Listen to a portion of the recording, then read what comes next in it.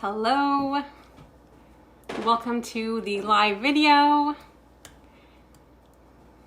Hello everyone. Hi Ian, hi Denise. I'm just glad I can see this.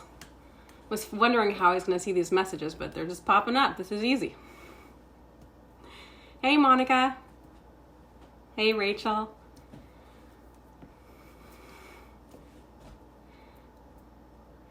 So I'm going to teach you how to make homemade hummus.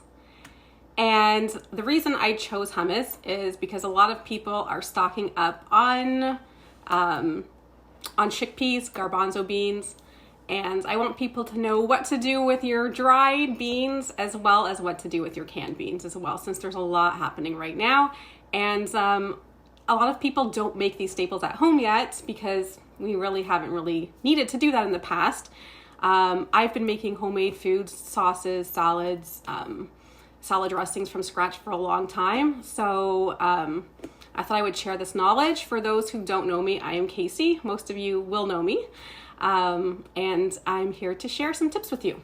So the first thing I'm going to do is make sure my recipe is up there. So if you don't have tahina, I'll show you what it looks like. Actually, this is tahina that I got from a food trade show. It's from Zoom, so I'm using it. Sometimes they give us these samples to try. So basically all it is sesame seeds that's ground up. So if you don't have tahina, you just need to get some roasted sesame seeds or raw sesame seeds, grind it up in your food processor, and there you go. You have homemade tahina. So if you haven't been able to get tahina yet, that's all you need to do is take this time. Hey, Michelle, is to take this time to grind up your sesame seeds. And you only need a little bit of tahina, but you can grind it up right now and make extra for your next batch as well. So, hey Liev, hey Layla. So now you can start doing that now, and you don't need to clean out your blender or your Cuisinart because we're just gonna mix everything in there anyhow. This is a really great recipe because you just have to wash one item. So if you do have your tahina, that's fine. What we're gonna do now is I'm gonna go on to the chickpeas. Now, normally when you get chickpeas, they look something like this out of the can. I'll just kind of put it up. Whoa. They're on my floor. Okay, so that's what it looks like. Now this is what they look like if they're raw. Can you guys see? Let me try this again. So I have, actually I'll do it like this. There we go. A little one here, this is the raw one, this is the dried one, and this is the cooked one. So I'm using raw chickpeas, but I cooked them myself. So I took this raw chickpea and I soaked it for about, actually I soaked it overnight. You don't need to do that, but I always soak my nuts, I always soak my almonds, and I always soak my beans because it releases nutrients and enzymes and makes it actually healthier. It starts a sprouting process. So look at the difference. So I soaked it, and then if you have a slow cooker or a pot of water or the Instapot, you can just easily cook the beans. You just cover it with water, press the bean button, and it'll cook perfectly. That's all I did. Okay, so I had these extra ones here. So that's the difference between the two. So I'll put these back so they don't get mixed up. So what we're gonna do is, I have my chickpeas here. This is 2 cups. I'm gonna open up my food processor. And the reason I'm using a food processor, I'll just show that, move that a bit here. The reason I'm using the food processor and not the Vitamix this time is because the Vitamix, it's hard to get thick substances out of it. I find that you waste a lot of food. In the food processor, you know, the blade comes out, you can really scoop it with a spatula, so you don't have that waste. Now, if you are making a thinner hummus, then go ahead and use a blender. I like mine thick with texture, and I also like, hey Sawyer, That's my nephew. And so I also like to watch, I also like to have it thicker because you can always drizzle olive oil on top of it. Okay, so the first thing we'll do is pour the 2 cups of the chickpeas into the food processor. And now after I do this, I'm going to show you one other thing. Okay, just pour a bit more in here. So if you look at the chickpeas, it has a coating on it. So if you pop it out, it has like this skin on it. Now what you can do, if you want the flavor to be more rich and more distinct, you can take all of these pieces off. I've done that once and it was quite addictive. I had to do the whole thing because I could not stop. So you can always take this off. It's a great activity for kids if you want them to help out. And it just gives a more smooth flavor. Now, if you don't want to do that, you don't need to do that. I only did that once because it's very time consuming, but it's also very meditative. Like it's really, you get to be on your own. You're just thinking, you know, you're letting your mind be zen. So it's an idea if you want to get the kids involved and you want to have an extra activity, you can always have them do that. Okay, so I'll add that in there. Next, we are going to add in 1.5 teaspoons of kosher salt. So I do not have that. I only use Himalayan salt, pink Himalayan salt. So since we're blending everything, I'm just going to put that in there. Okay. And you can always use, the idea is always to add less is more. You can always add more after. So if you don't love salt and you're like, that might be a little too salty for me, just do less. And then you can always taste. The key to this is taste all the time and add in more lemon if you want, add in more salt if you want. So you can always add in, you can't take away. We've all learned that the hard way. Okay, next we'll add in the tahina. So I'm gonna start by using the little packet that I got. And you're supposed to massage it first because basically since it's just sunflower seeds, here I'll give a little shout out to the Soom company.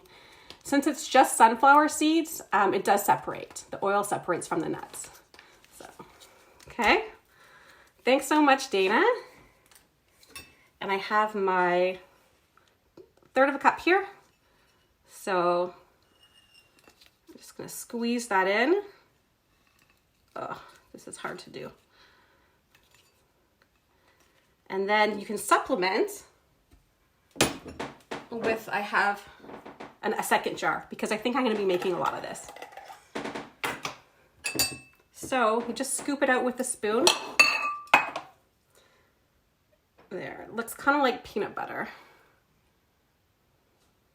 but it's sesame butter. Okay, measure it out, and then you'll pour that also into the food processor. Okay, put that aside. And the next is we are going to I'm going to use 6 tablespoons of lemon juice. So I have pre-squeezed my lemon juice, but all you need to do is take your lemon, roll it on the counter, roll it in your hands. This releases a lot of the juices. So you'll get more juice out of your lemon than you normally would.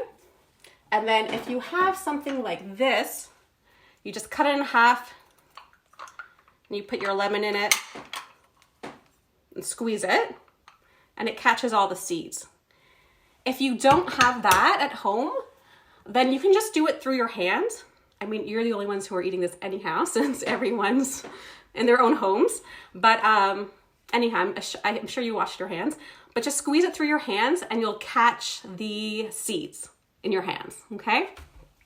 Can you post? Oh yes, I will post the recipe in advance. Yes, the ingredients were up, but I'll post the recipe in advance next time. For sure. So I'm gonna take the lemon juice and I'm gonna do 6 tablespoons. I like it pretty lemony, so I'm gonna do all 6. If you're unsure, then you can always start with 4 and add. So 3, 4, 5, 6. And in my house, I always squeeze a little bit of extra lemon juice because I have lemon water in the morning. I also like to make my own salad dressings. So I have salad dressing as well. I sometimes use that for my acid instead of vinegar. So it's just easier than squeezing it every single time. So we have our lemon juice in there. And next, you might want 2 tablespoons of water. There is someone on here who's using a manual food processor. So the more liquid you have, the easier it will be to blend. So I'm gonna get 2 tablespoons of water and add it in. Okay, so that's 1 and 2. Okay. And I'm not adding oil in this because I don't love I do like the thin hummus, but I also love the thicker ones. The way that the hummus gets very thin is they add a lot of oil to it, which is fine. And it's delicious too, but I like that thicker one. So if you want to add a couple tablespoons of oil in it, you can. If not, then just do it how I'm doing it because it's good. So let's see, we have tahina. Usually when I'm doing a class, I have people in the audience and they're like, Casey, you left out this ingredient. So I have to just double check with myself. Oh, the garlic, see? So I have the garlic. So we have the garlic here. There's different kinds of garlic you can get. There's like different varieties. This one has more of a purplish tinge to it, and this one's more white. If you guys want to learn how to plant garlic, I can do that another time. It's very easy. And I have peeled my garlic as well. So I have 3 of them here. Now all the cloves are different sizes. So I have this, this, and this. So if you can tell the difference. So the recipe calls for 3 cloves of garlic, but obviously you don't know what you're gonna get. So again, use your judgment on that as well. I love garlic. They're all going in. Okay, that's everything. So now we do the blending, and I'll just lower this so you guys can see the blender better. Okay, there we go. Well, there we go. Sorry guys, okay. There it is. Okay, so I'm just gonna start that.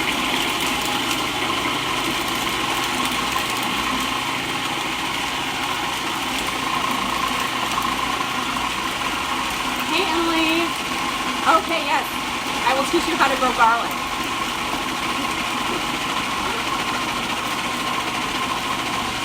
I'm just gonna stop it and check it. The only thing with when you're using a food processor is sometimes the part underneath the blade doesn't get that blended.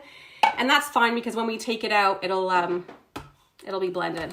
We can blend it by hand. So let's just see here. I just wanna scrape the edges down just so it all combines. Okay, and then this is a good time to taste it. Whenever you're cooking anything, you want it to taste how you want. So, pretty good. And I'm just gonna put it on a little bit longer so that it gets smoother. So here we go. A bit more. Oops, there we go.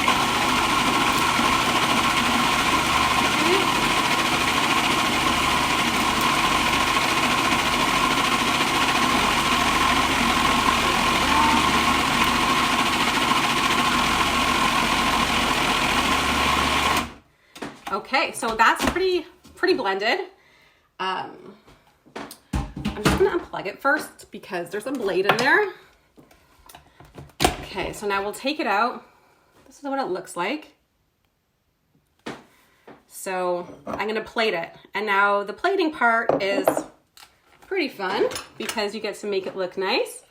So I'm just gonna pour a bit of it onto this plate here and I'll show you guys what it will look like. So you can use your spatula if you want to get all of it out. Right now I'm just going to take out some of it just to give you an idea. Okay, so there you go. Just kind of smooth it around. And then, like so. And then you can add the toppings. So I have here za'atar, which is pretty good. It's thyme, sesame seeds, and ground sumac and salt. So you can just sprinkle it on. So I'll just sprinkle this on top like so. Have a nice little show there. I'm also reserved some chickpeas to place on top. I think it's nice when you're cooking something to show the ingredients that are in it. So we'll put that on top. And then we'll also add a drizzle of olive oil.